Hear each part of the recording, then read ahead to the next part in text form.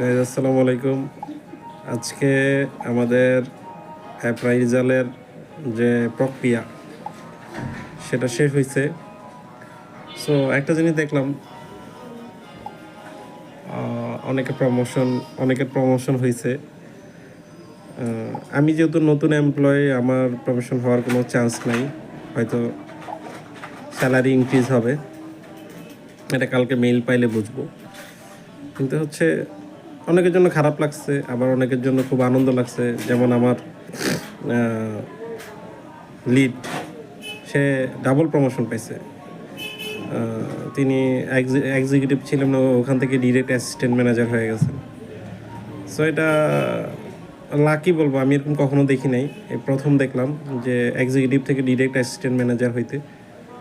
So আবার আমার যারা কলিগ আছে তারা কয়েকজন প্রমোশন পায় নাই, তাদের জন্য মন খারাপ হয়েছে। অনেকক্ষণ কথাবার্তা বললাম, প্রায় 8টা পর্যন্ত অফিসে থেকে তাদেরকে বিভিন্নভাবে সান্ত্বনা দিয়ে তারপরে বাসায় আসছি। তো এটা হচ্ছে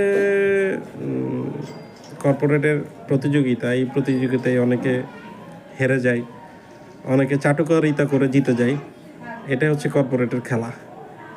আমি অবশ্য ওই চাটুকারিতার দিকটা কখনোই ফলো করি নাই এবং করবো না ইনশাল্লাহ।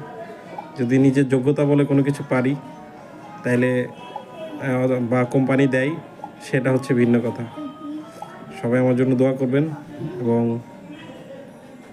আমার কলিগ যারা এই ভিডিও দেখবেন তাদের এবং যারা প্রমোটেড হয়েছেন সবাইকে কংগ্রাচুলেশন, ধন্যবাদ।